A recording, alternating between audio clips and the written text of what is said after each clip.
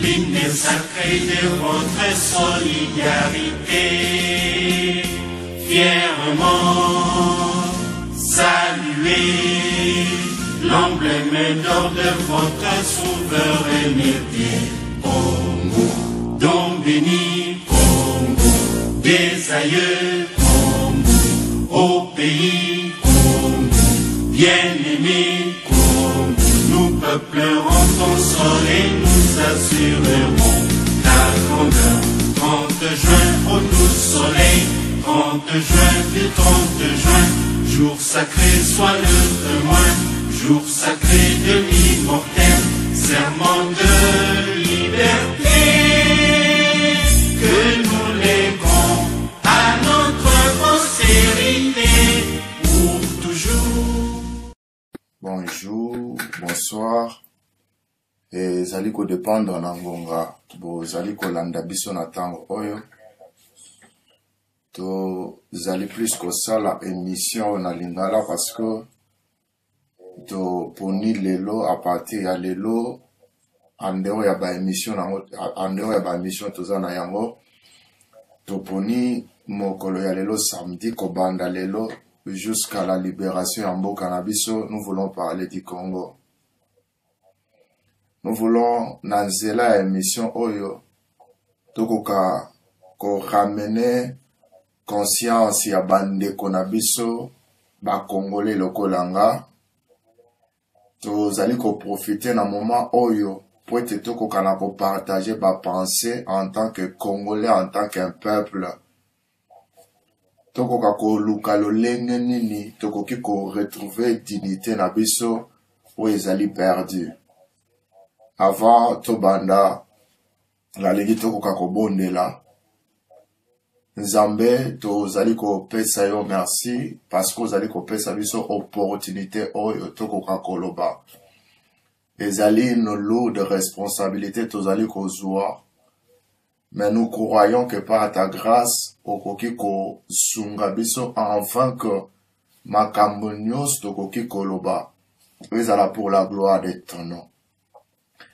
Tendre Père yonde mutopesaka peuple makas. Yondo zali capable ya toucher mitema ya peuple. Yondo zali capable éternel ya koyeba na ko éveiller conscience ya tout un chacun de nous. Voilà pourquoi nous te prions par ta grâce de nous aider au travers de ton esprit. Et prions que message oyo nzambe ekoka ko toucher mitema ya bandeko ezala ya basi ezala ya mibali na kombo na Yesu. Neto bondele petolobi amen. Alors bandeko nanga ya basi pe ya mibali naza content nazali komona bandeko nyonso bazali kolanda eloko nazali kosenga yo congolais siko zali lokola ngai na yo soki tokoki ko partager message oyo na bamio na biso soki tokoki ko partager message oyo na ba ami na biso tokoka ko inviter bango pour que bakoka kolanda elongo na biso message oyo. Et lokoni na lingina loba avant na pesa penser na nga au fait souci ya mboka et matakana motema na nga ça n'a pas commencé aujourd'hui et je crois que la plupart ya bateau ba yebinga la plupart ya bateau to vanda na bango j'ai toujours parlé du pays. Oyebi ko vanda libanda ya mboka na ko vanda na ndako na bino na libanda mboka ezali biloko mibale différent. Lelo c'est vrai que bat bakoza na mboka bakoy ko envier biso to za libanda. Mais le pays est allé manquer. Il y a des choses qu'on aurait fait. Autre que ça na mboka na biso metoko ko ça na mboka ba pa été parce que ce n'est pas notre pays. Na munoko mboka na nga bazali koloba et pas ya ba tezalo ko la mutu azali ko lanzete. Mu pepe ko ya okoko ya à n'importe quel moment. Donc ce que ça est pas na batu ezalo ko la ovandi likolo ya nzete. Ce qu'on vandi likolo ya nzete même mu pepe et ko emporter yo. Et na lingina lobana yo que penser nazali na yango ezali ni nazali que chaque samedi to zalana espace oyo pour parler du pays, espace oyo pour na ko parler na Congo, espace oyo pour na ko finga te, espace oyo uniquement pour na ko parler na Congo à la lumière aussi à Yambaloba na Nzambe. Nous voulons en fait qu'on réveille ma conscience na biso plus par rapport à la parole de Dieu. Et je crois que na zoloba tout le temps, la parole de Dieu qu'on nous prêche aujourd'hui, bazali koloba na biso photo bonde là, pour que Nzamba ko changer mboka na biso. Il est vrai que par la prière, Nzamba ko changer mboka. Mais il est aussi vrai que par la prière et les actions, Nzamba est capable de changer mboka. Nous pouvons commencer à prier du matin jusqu'au soir. Il y a des choses que Dieu ne fera pas à notre place. Na lingena lo balande komoko kongola zali kolanda na tango oyo kezana eloko moko oyo nzamba ko sala na place na yote.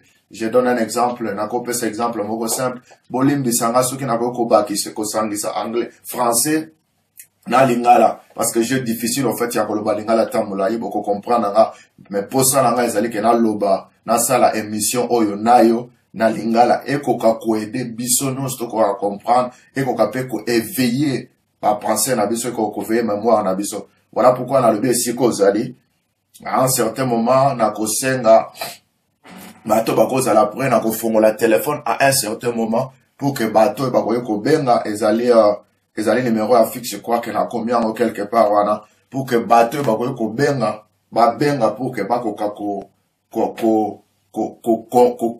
contribuer, ko participer à l'émission. C'est ça notre objectif. C'est pour que tout un chacun de nous a ko apporter penser na par rapport à mboka parce que yonanga to ponate tous à la congolais.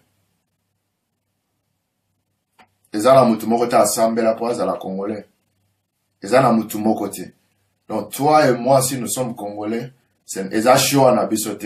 J'ai une émission que je parle par rapport au choix, j'ai dit il y a des choses que tu ne peux pas choisir. C'est ta nationalité. Au cause du papier en boca, au cause du papier, au commis britannique, au commis français, au commis belge, au commis américain. C'est juste un papier. Ces papiers, on peut les déchirer.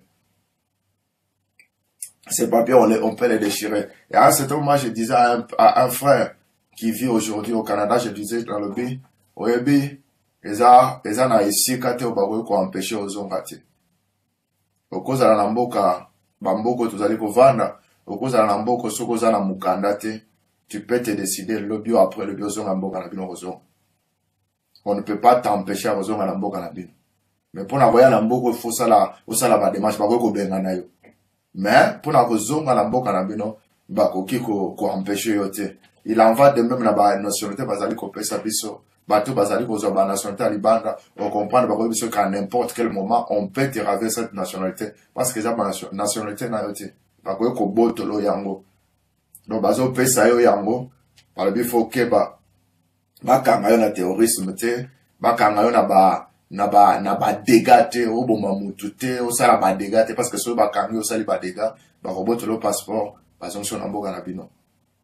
Mais na Congo okoki ko yiba okoki ko sala ba désordre barobotolo ki congolais te bakotso na prison même s'il faut pas condamner on bakotso na prison barolobate que parce que yibaki to parce que sali dégâts barobotola yo nationalité ozanango na lingina lobala mutu bakobotolo nationalité belge ozanango na lingina lobala congolais moko bakobotola yo nationalité américaine ozanango na lingina lobala congolais moko bakobotola yo na nationalité irlandaise ozanango nazolo bala mutu moko bako botolo nationalité française ozanango bako botolo parce que c'est un papier qui t'ont donné ba pesa ki au papier d'ailleurs pour ozo papier wana sala ki démarche pour ozo yango mais tu n'as fait aucun démarche pour la congolais tu le sais oyebi yango bien osali démarche moko te pona kozala congolais mais pour oza la nationalité ozanango osala ki ba démarche fala ko sala ba demande soko kolo bakengai na zuyango te na zuyango na sima ba parents na mais tes parents là pour base à la français il y a des démarches qu'ils ont ou ba sala ki pour base à nationalité wana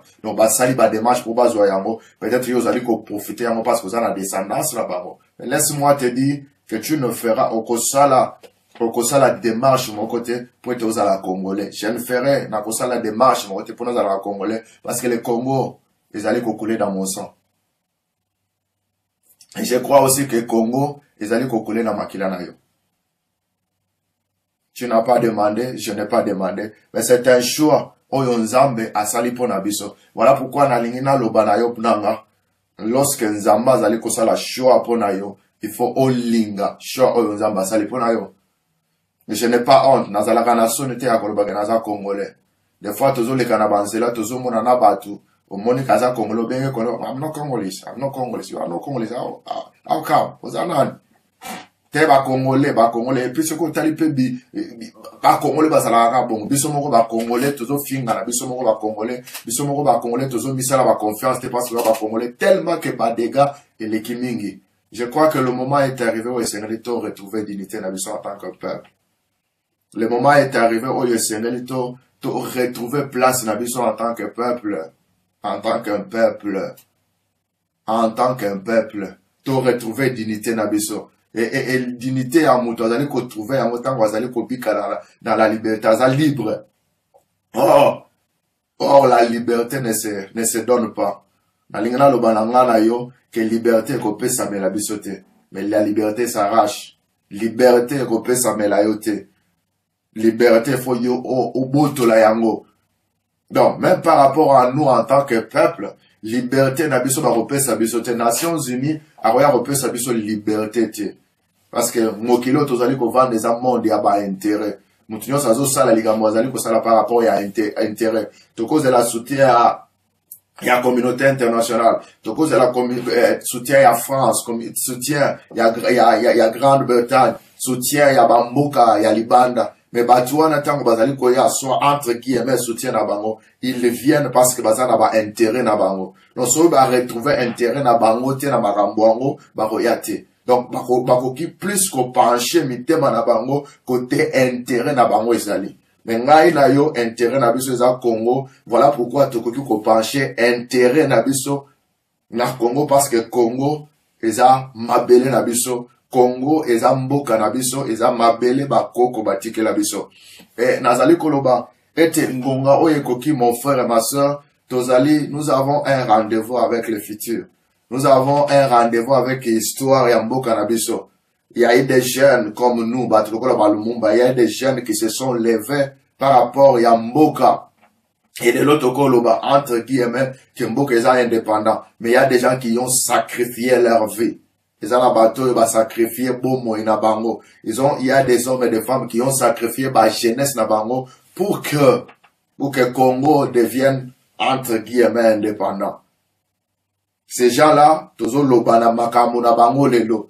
Yebi Bango. Pourquoi? Parce qu'ils ont joué un rôle très important à Namboka. Et je peux dire que toi aussi, la génération future, et cela dépendra, il y a rôle au jouer dans tango lokola oi. J'aimerais rapidement, avant de continuer. En fait, nazoloba, émission au nazali kosala yango, dans le bina banda kosala yango, je le faisais de temps à autre, mais maintenant, j'ai quand même été interpellé. J'étais touché hier soir, j'étais entré à prêcher dans l'émission Nanga, l'air des choix, j'étais en train de partager la pensée de Dieu. Ne comment quoi commenter le bi, pasteur, est-ce que tu ne peux pas parler du Congo? Je n'ai pas honte de parler du Congo et je n'aurai pas honte de pouvoir parler du Congo. Même si c'est là, et qu'aucun cause à la risque pour la vie Nanga, je ne peux pas avoir peur de parler du Congo. Je ne peux pas avoir peur, il y a battu, oh, parce que la capable, il y a robomanzo tonanga, mais baza incapable, il y a robomamoli monanga. Nakoki kobanga te. Voilà pourquoi j'aimerais que Ndekonanga, yope, okoka kozwa courage en tant qu'un peuple. Okoka kozwe courage, kozwa opportunité en tant que peuple, oyeba que le Congo eza mabele ya bakoko na biso, bakoko batika la biso Congo. Congo ezali patrimoine commun oyo Nzambe apesi ngai na yo a imposer biso. Congo ezali patrimoine, donc soki lelo mutu to décider to teka Congo, oza la part na yo parce que oza congolais. Eza lokola tango nazolo ba la patrimoine, eza lokola parent, papa, maman azaki na biloko. Ceux qui papa na maman bazate tout papa azate bakoloba ke héritage ya papa il faut ba kabola yango akoka ko kabola yango na bana. Héritage ya papa il faut ba kabola yango na bana. Non, Congo ezali héritage na ngana yo. Donc s'il faut batu bakoka ko profiter na héritage wana ezali ngai na yo. Mais il y a des choses oyo ngai na yo il faut tout ça là pour que tu retrouver héritage na biso. Il y a des choses que toi et moi tokoki kosala pour retrouver dignité na biso en tant que peuple. Il y a des choses que ngai na yo tokoki kosala pour te retrouver respect en tant que peuple. Il faudra qu'on nous respecte. Et bah tu vas qu'on respecte biso te biso il faut se faire respecter. Il faut ngai na yo to se faire respecter. Parce que ceux qui te se faire respecter, te, moutou akoki ko respecter biso azate. Il faut ngai na yo to ko se faire respecter. Je continue, je répète pour dire que le Congo est un patrimoine commun. Et nazaye kolobana kobana lobi, au fait, les lots, naza musale lanzambe, nasale lanzambe, je crois que toi aussi, au sale la lanzambe na nenge na yo. Peut-être aux un protocole, peut-être aux un intercesseur, peut-être aux un au soutien d'une manière ou d'une autre ça la Zambé. Des fois nous avons reçu des messages mais pas bayan na biso pour la musala oh bazo bonde bazo le banabiso to bonde là pour que changement ya mboka na biso. Je connais que nasina kenda na ba veiller et belé na ba prière et belé pour pouvoir prier pour la Congo. Mais je me rends compte que c'est vrai que nous prions mais au lieu souffrance ya congolais to ya Congo et kita. On a tendance à comprendre que souffrance y a Congo et ça pour évoluer pour avancer. J'ai dernièrement suivi un message d'un homme prophète qui a dit ceux qui mboka Congo tous allez ko nyoko ma ezali punition ensemble les colons en na biso.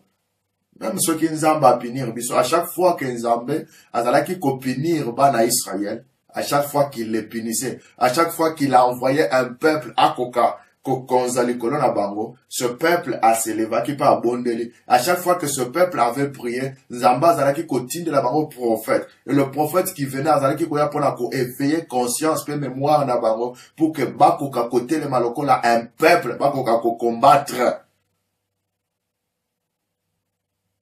Non pas basé la Nzambe à ça là na place na bango. Nzambe a copé sa bango makas parce que la manière ya kosala na Nzambe eza batu. Nzambe a se servir na Gédéon pour na couper sa victoire na peuple na ye. Mais Dieu n'est pas allé lui-même combattre. Mais Nzambe a se servir na batu pour kako combattre. Totika ba message wana ya koloba to vanda na bandaku, totika ba message na koloba keno to jenaka. Nous avons gêné pour les pays, nous avons prié pour les pays, ce qui n'est pas mauvais, mais l'heure est arrivée. L'air est grave. Nazolo balabande konabiso mboka eza grave. Batoyo bavani na bokonzi. Ba discours na bango ezali kolakisa biso noir sur blanc que balingite bakoka kotika mboka. Bien aimé tosi to biki déjà dictature pendant 32 ans et wana les lots déjà à une deuxième dictature et nous sommes en train d'aller vers une 20e année. Ce qui to bakisi Kabila père et le fils, tozo déjà na 20 ans. 1997, les autres en 2017, ça fait 20 ans que Toyebi Kombo Moko. Avant ça, et ça là qui 32 ans que Toyeba qui Kombo Moko. Le Congo n'appartient pas à la famille Mobutu. Le Congo n'appartient pas à la famille Kabila.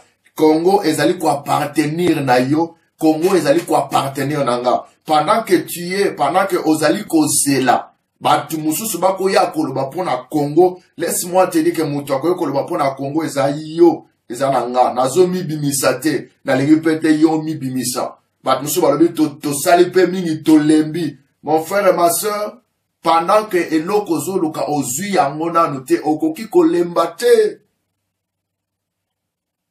Pendant que eloko zoluka yo omoni yango te, okoki kolemba te. Voilà pourquoi nazo senga na biso bisika tokoki kozala to prendre conscience en tant qu'un peuple. Tokoki kozala ba esclave ba umbu ya batu te. Tozwa conscience en tant que peuple. Tokoki konyokwa mate pendant que mboka na biso tozo benga yango catastrophe géologique.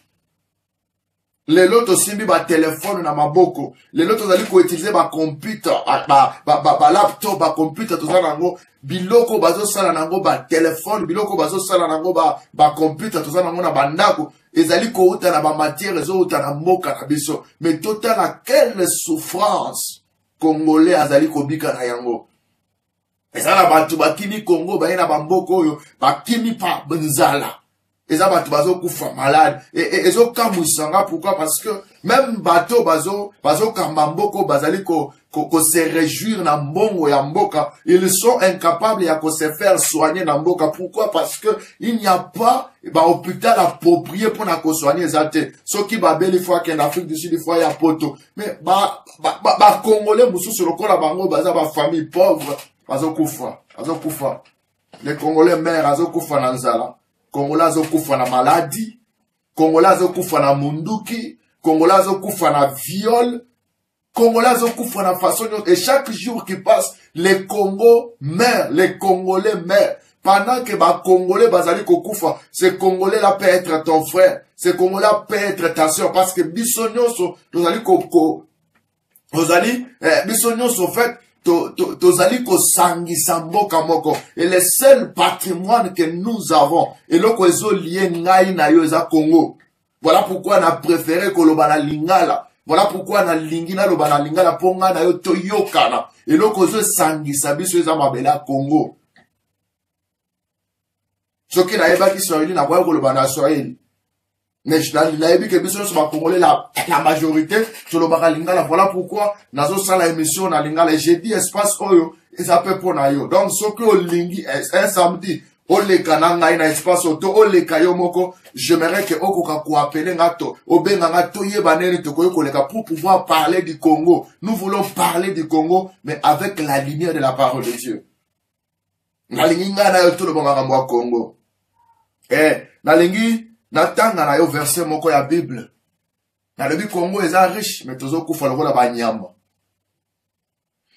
Toza na livre ya Esther au chapitre 4, livre ya Esther. Na lingi peut-être bandeko bazo landanga beaucoup komango pe nazo bato participer ensemble. Même temps ozo landanga iboye nazo tanga pe ba message ya bato bazali connecté. Donc si tu as quelque chose pour lequel tu veux parler, oko koma. Mais à un certain moment na ko fongola pe téléphone, quand si tu as envie de parler, tu parleras avec tous les Congolais bako yoka yo. Nazo na livre ya Esther au chapitre 4. Histoire ya Esther toyebi yango malamu na lingina kende musika te na lingina linga natanga quelques versets. Mardoché ayant appris tout ce qui s'est passé, déchira ses vêtements, s'enveloppa d'un sac et se couvrit de cendres. Puis il alla au milieu de la ville en poussant avec force des cris amers et se rendit jusqu'à la porte du roi, dont l'entrée était interdite à toute personne revêtue d'un sac. Dans chaque province, partout où arrivait l'ordre du roi et son édit, il y eut une grande désolation parmi les Juifs. Ils gênaient, les Juifs gênaient, pleuraient et se lamentaient, et beaucoup se couchaient sur les sacs et la cendre. Donc, mibe komo ko pesame qu'il fallait qu'il va exterminer les Juifs nyonso. Ce qui peut au tali malamu makambozo le Congo, c'est comme s'il y a des gens qui sont décidés de pouvoir exterminer le peuple congolais. Soko tali makambozo le katotali makambozo le Kanabakasai, plus de 80 fosses communes. Donc mabulu ba timoli ba kondi bato. Calculé na ba 80 toi na combien l'église catholique parle de 3000 et chaque jour qui passe ici na est bazo kunda batu. Chaque jour qui passe. Donc, Eza et dit moko Eza de kadamoko et signamé, peut-être qu'il faut exterminer les Congolais, comme ça qu'on soit peuple, moussou se baya ko occuper ma belé, oyo ba koko na biso bien aimé, nous avons, nazoloba, tozali na responsabilité, et tozali na rendez-vous avec l'histoire ya mboka. Biso tango tobotami, ba para na biso, tokutaki bango na Congo en son entièreté. Il faudra que lobby pe tango toko kende, totike la bana na biso, Congo ya mobimba, totike la bango ya ndambu te. Et c'est notre responsabilité. Et ce qui mboka Congo ezali ko vivre au toza lelo, ezali pe responsabilité à bato ba yaki liboso na biso ou nous aussi. Ezali responsabilité na biso. Et ce qui tolingi lobby ya Congo ezala différent na Congo ya lelo. Problème wana ezo concerné kaka bato musu tezo concerné yo, ezo concerné nga. Ça n'a pas, il y a problème, il y a couleur politique, il y a problème, il y a combo, il y a parti politique, il y a problème, il y a Congo. Congo, il y a yo, Congo ezanga. Parce que ngaina yo topona tezala ba Congolais. Voilà pourquoi il est important. Ngaina yo tokoka ko prendre rendez-vous avec l'histoire ya mboka.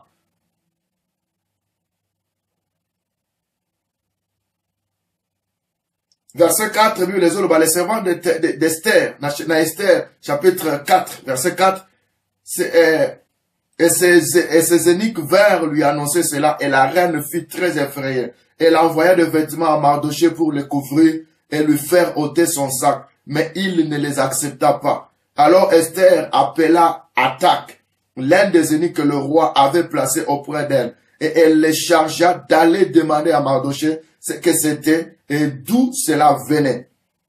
Attaque se rendit vers Mardochée sur la place de la ville, devant la porte du roi. Et Mardochée lui raconta tout ce qui était arrivé et lui indiqua la somme d'argent qu'Aman avait promis de livrer au trésor du roi en retour du massacre des Juifs. Donc, Mutumoko azui na kopesa mbongo, ezala ba mbongo na kopesa na trésor public na lokola lifuti ya soki ba massacre ba Juif. Bien aimé, ezala bato lelo ba vandi sami na mbongo, mais mbongo ba vandi ezali makila ya peuple congolais. Na lobi, exemple ya ba téléphone oyo. Téléphone oyo tosimbi yango na maboko, c'est le son Congo. Oyo eza makila ya Congo. Tokolo balango, nazana iPhone 10, nazana iPhone 8, nazana Samsung 8, nazana téléphone boy, nazana computer ya boy. Mais les computers, tozana yango ordinateur, tozana yango, téléphone, tozana yango, ezali makila ya peuple congolais. Donc, ezala batoyo, bazali ko lia mbongo me ya makila. L'argent du sang. Les sangs, ya Congo. Verset 8, la Bible dit, il lui donna une copie de l'édit publié dans Suse, et en vue de leur destruction, afin qu'il le montra à Esther, et lui fit tout connaître, et il ordonna qu'Esther se rendît chez le roi, pour lui demander grâce et d'implorer en faveur de son peuple. Attaque vint apporter à Esther le parole de Mardochée.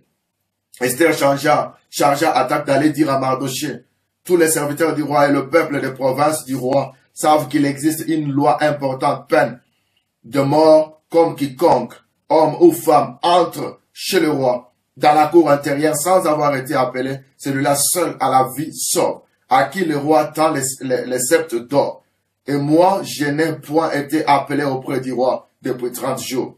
Lorsque les paroles d'Esther étaient rapportées à Mardochée, Mardochée fit répondre à Esther. C'est ça le but. C'est ça le but de notre... En fait, les thèmes principaux, il y a partage et l'abisso patriotique. Les thèmes principaux, il y a hymne national l'abisso. Les thèmes principaux, il y a Maramutozo, Loba, Ezalina, verset 13. Et Esther, chapitre 4.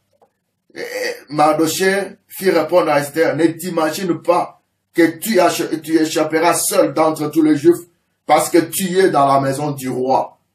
Et ça, les longs, plus bateaux, tous autres, celui qui se retrouve dans la diaspora, il y en a qui disent que le problème de Congo, il y a Congo, et ça, il y parce qu'il y a la Congo, problème, il y a Congo, et ça, il y mais, verset 14, car si tu t'étais maintenant, les secours et la délivrance surgiront d'autre part pour les Juifs, et toi et la maison de ton père vous périrez. Et qui ne sait si c'est pas pour un temps comme celui-ci que tu es parvenu à la royauté.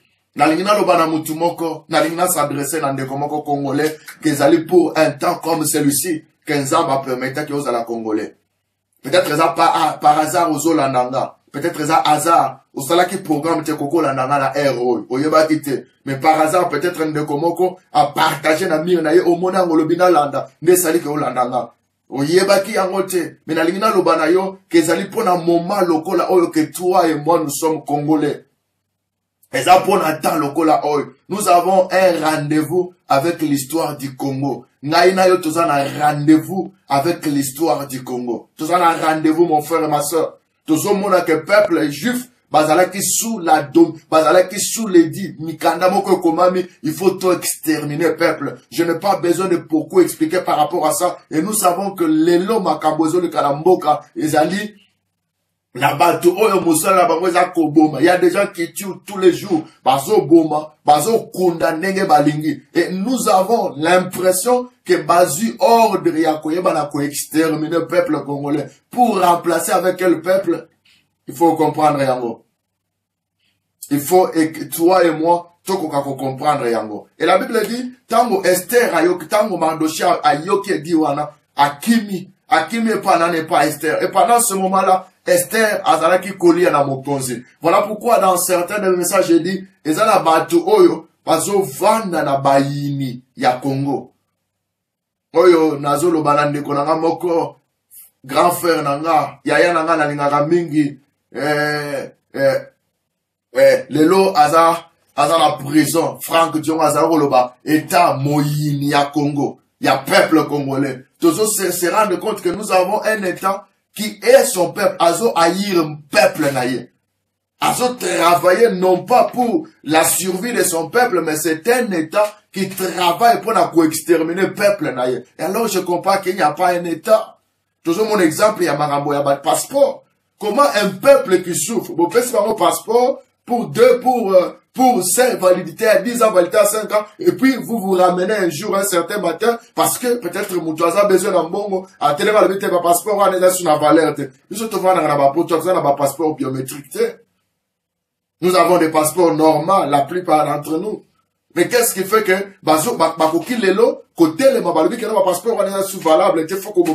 pourquoi? Parce qu'ils n'ont pas de l'amour pour toi, ils n'ont pas de l'amour pour moi. Ce qui importe, c'est ça, mbongo na bango. Mais j'aimerais koloba, mbongo na yo, et ko somba liwate. Mbongo na yo, eza garanti te. Mbongo ko somba. Tolobi l'argent répond à tout. Mais l'argent, ils allaient incapables à repérer ce bolingo. Les gens qui peuvent s'approcher près de toi, bazo linga yo. Même tout ce monde-là qui peuvent se retrouver autour de toi, bazo linga. Non, ils ont leur intérêt. Bazo landa. Il y a eu beaucoup de gens autour de Mobutu. Il y en a eu beaucoup. Mais lorsque Mobutu a fui, il a fui seul. Mais pratiquement l'histoire ne nous apprend pas. L'histoire, ils allaient quoi apprendre à Batouté. Mouzé Kabila Kenaki Mabele Yemoko. Mais il y avait des gens qui il était bien gardé. Voilà pourquoi Tozoloba, peuple congolais, le moment est arrivé parce que Ezan attend le cola oil. Des Zamba permettent que Ngaïna Yotos à la Congolais. Voilà pourquoi nous devons nous lever comme un homme. Comme un peuple plutôt. Il faut toter les mains. Le cola peuple. Tout le bas pour la peuple. Tout le bas pour la Congo. Ce qui, ils ont place moko bazo loba. Likambo ya Congo. Koti karate. Choko yoki manifestation moko ezali organisé pour la Congo. Pour la lobby kwa Congo. Il faut kende. Parce que Congo eza mabele na yo. Neko bako benga na biso na Congo. Na mboka oy. Mais mutu ako benga na Congo ezate parce que eza mabele na yo. Nous t'avons bien dans Congo azate. Nous t'avons bien dans Congo azate. Parce que Congo est un patrimoine au bako qu'on a bâti que yo. Mais yo, continue la bana na yonim. Donc, aux ala baumbu. Bana na yo bako se retrouver dans Mboka Mupaya. Baumbu. Toi et moi, ngaina yo, toza na rendez-vous. Nous avons un rendez-vous avec l'histoire du Congo. Voilà pourquoi, na lingla lo banabiso, et que tant oyo tozali, tant oyo, ezali tant moko ezo senga ngai na yoto ko makotelema. Où sommes-nous, peuple congolais? Sommes-nous un peuple? Est-ce que nous sommes un peuple? Et si nous sommes un peuple, pourquoi makambo ya mboka ezali kotala bisote? Si toki tozali un peuple, pourquoi pas si ya Congo ekoki ko interpeller bisote? Si nous sommes un peuple, pourquoi les morts de ya peuple congolais ekoki ko interpeller bisote? Nous avons même difficile, même biso tozo fana na bambo, na libana mboka. Nous avons difficile ya kobi. Mutavotelo mundu ki azate, bandeko balobite marche za place boy. Tobi matoke ndeko tambola pour la Congo. Na binope bo décourager batu. J'aimerais aussi m'adresser à toutes ces personnes oyo, bazwa qui marche à ba Congolais pour la Kobo mama bala batu. Batu baye pour la kotambola après bandiko landa sima, serner mabale kufi parce que les gens bazala qui kobi ma pour la kotambola pour la Congo. Totika makamouana, tous à la série avec nous-mêmes. Nous devons nous lever comme un peuple, parler pour Nambo Canabiso. Il faut que tambola, il faut que tambola pour Nambo Canabiso. Parce que tango tozo tala likolo, et zo la traité que mbou les a pembe. Parce que tu dis déjà en 2019. Ça, c'est une façon de parler. Donc, ceux qui te lali pongi. Te lali pongi. Te kufa baumbu. Bana na biso bazo bota, bazo kufa baumbu. Bakotika na pe baumbu. Et notre terre partira. Nous, on nous a laissé Congo. Nous devons aussi laisser Congo à nos enfants. Nous devons aussi laisser Congo à nos grands-enfants, à nos petits-enfants. Nous devons aussi laisser Congo à nos arrière-grands-enfants. Ceux qui y sont zongilanouté.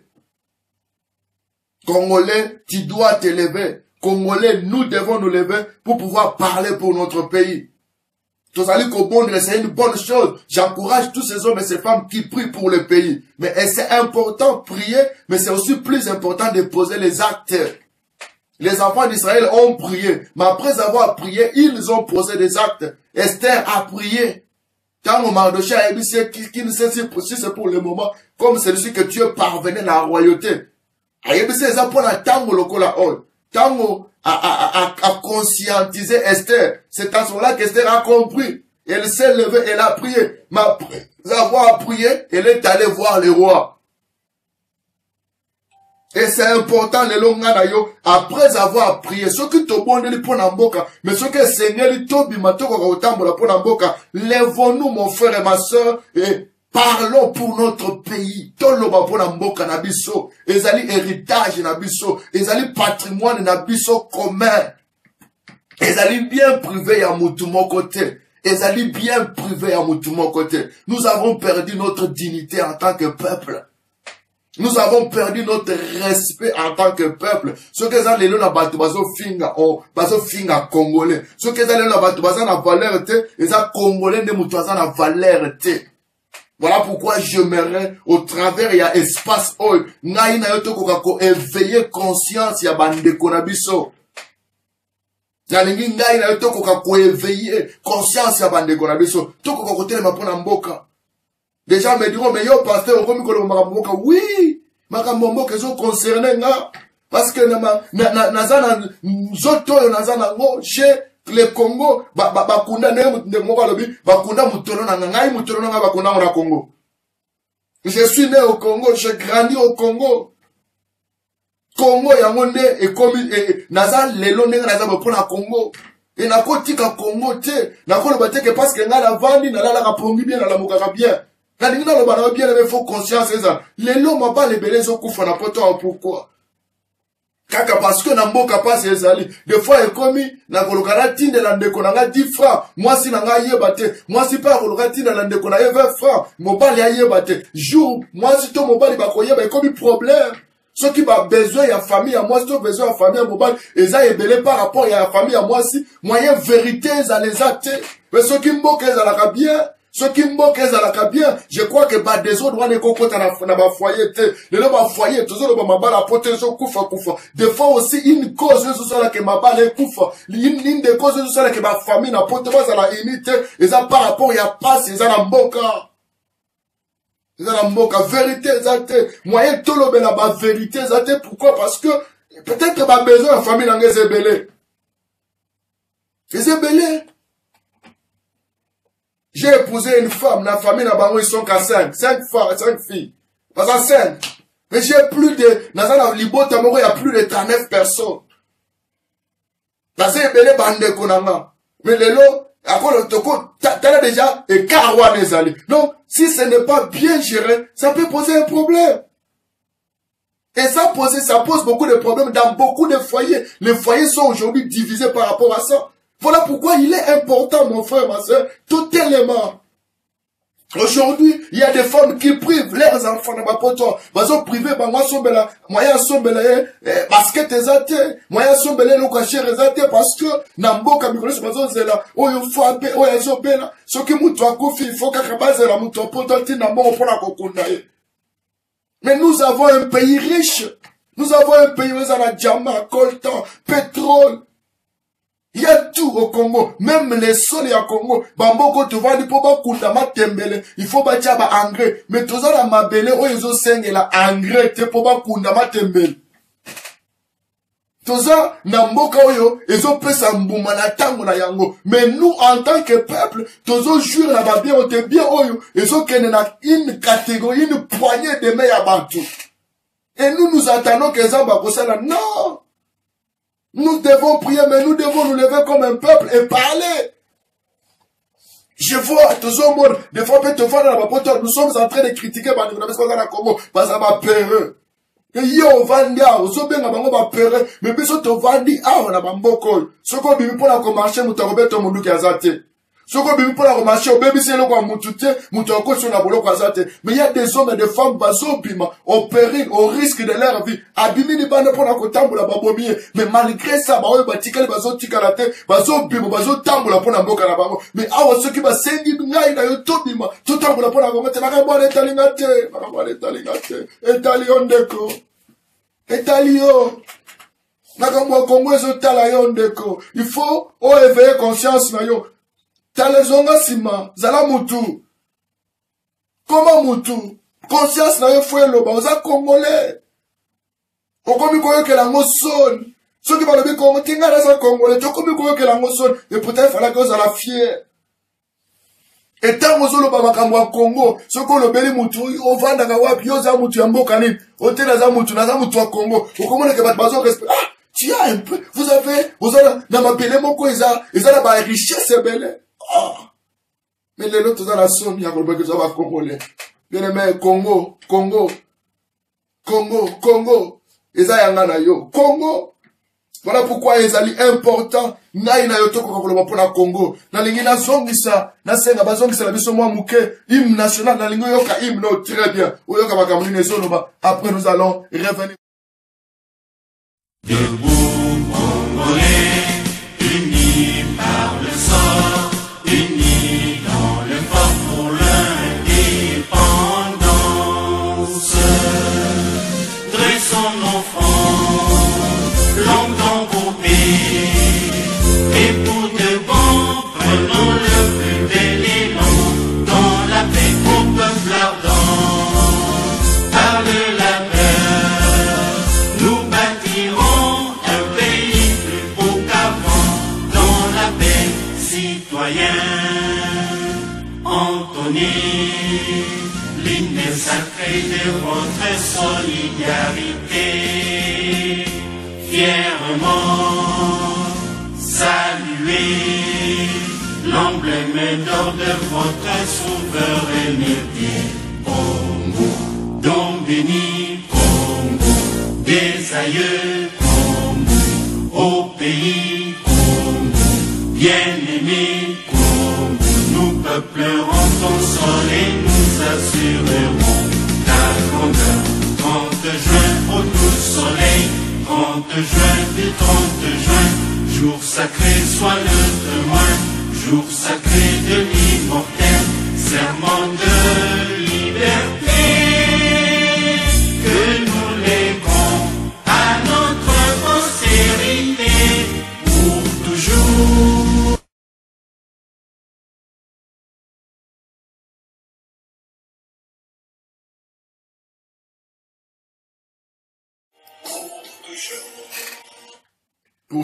Pour toujours, Congolais, pour toujours, nous serons et serons toujours Congolais. Tous les Congolais, nous sommes en train de parler du Congo. Tous les par rapport à Congo. Tous les par rapport à Congo. Émission Oyo, tous les par rapport à Congo. Voilà pourquoi, nakoki ko fongola téléphone na biso, donc ceux qui olingi obenga, okoki ko benga ko participer à l'émission Oyo. Okoki ko benga ko participer à l'émission Oyo. Je vois ba combattants de la liberté. Je vois ces hommes et ces femmes qui s'élèvent jour et nuit, qui parlent du Congo jour et nuit. Nazo mona batubela bazola nanga, nazo mona ebele. Nazo mona pasteur Isaac, mon frère, mon ami, mon grand frère. Je les vois tout le temps, sont des hommes et des femmes qui sont voués, qui se donnent jour et nuit pour le pays. Bien aimé, nous n'avons pas choisi. Toi et moi, nous n'avons pas choisi d'être Congolais. Nous n'avons pas choisi. Ce n'est pas un choix que tu as fait. Ce n'est pas un choix Ongana Sali. Mais c'est le choix que Nzambe a imposé Biso. Biso to Sambe la Nzambe. oponate osambela na nzambe te asenga asala ozala congolais. D'ailleurs, s'il fallait que nzambe atuna yo, peut-être que tu n'aurais pas choisi à kozala congolais. Tu sais pourquoi tu n'aurais pas choisi? Parce que tu crois que le Congo ne va pas changer. Mais je crois que le changement du Congo doit commencer par notre tête. Le fait de pouvoir comprendre que changement dans Mboka Congo, il faut ça veut dire quoi? Ça veut dire, moi, je peux faire quelque chose pour Mboka Nanga. Yo, okosala quelque chose pour Mboka na yo. Ensemble, la main dans la main, nous pouvons vaincre. Ensemble, la main dans la main, nous pouvons changer l'histoire de notre pays. Ensemble, la main dans la main, nous pouvons jouer un rôle très important pour notre pays. Parce que trop, c'est trop. Je vais dire, mon frère et ma soeur, trop, c'est trop. Lèvons-nous comme un peuple et retrouver dignité nabiso. Retrouver valeur nabiso en tant que peuple. Retrouver valeur nabiso en tant que peuple. Retrouver valeur nabiso. Maradosha solo bana Esther, oyebite souke zalaki pona tan lokola oy, nde okomi que tu es parvenu à la royauté. Na lingina lo bana ndeko moko, que ezalaki pona tan lokola oy, nde yo oza congolais. Ezalaki pona tan lokola oy, peut-être que yo ozo ka message oy. Ezalaki pona tan lokola oy.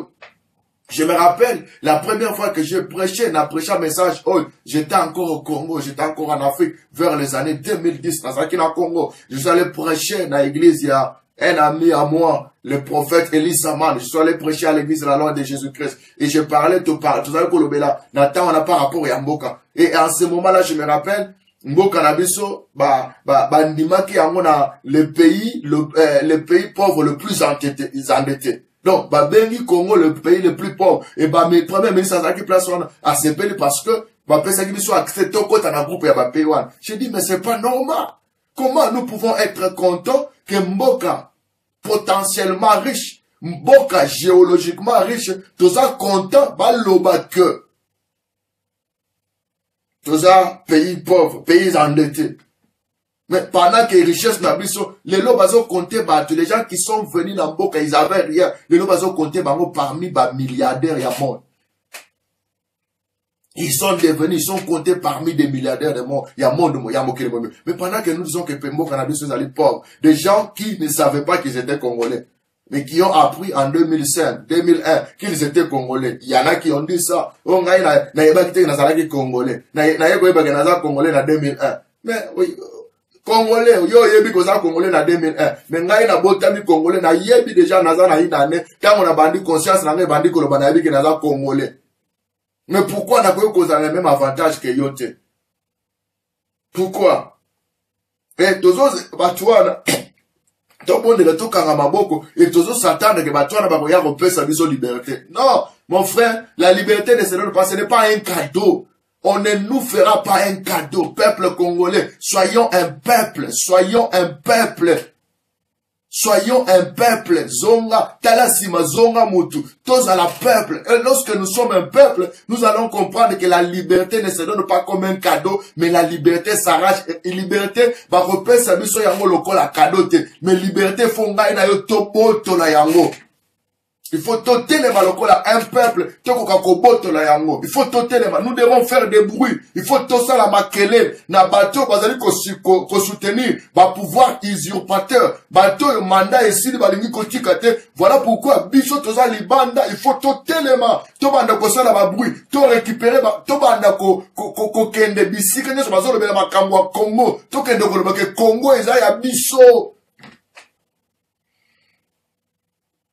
Congo eza ya biso. Congo eza ya biso. Congo ezali ya biso. Ndeko moko azoloba diaspora congolaise bazali ko freiner liberté à peuple congolais. Diaspora yango ndezo freiner liberté à peuple congolais. C'est pas normal.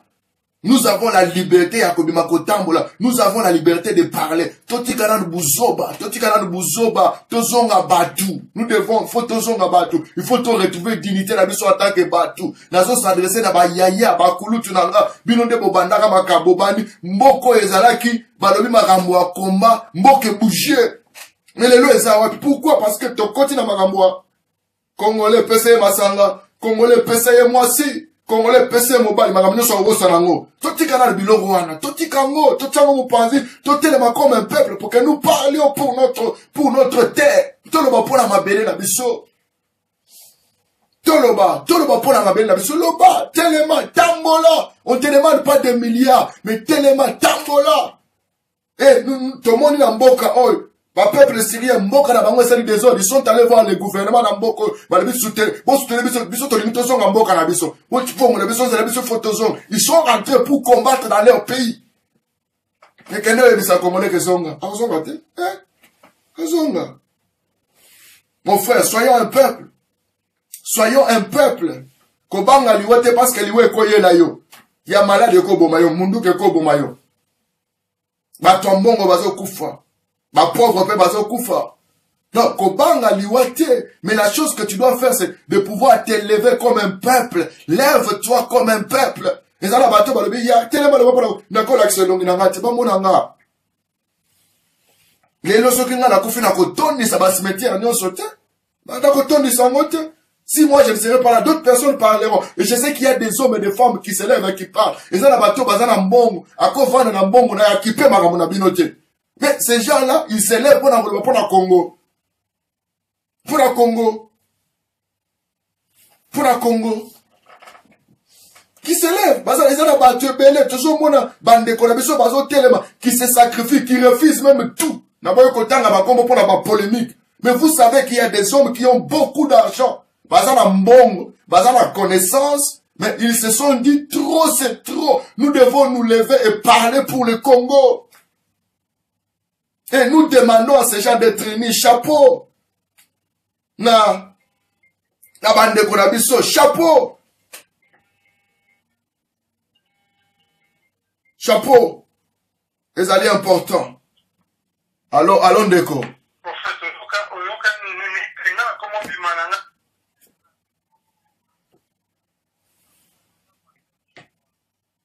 Allons de kotoza na émission pour la Congo. Est-ce que ça na eloko moko ko pour la Congo? Eloko moko ata pour la 2 minutes.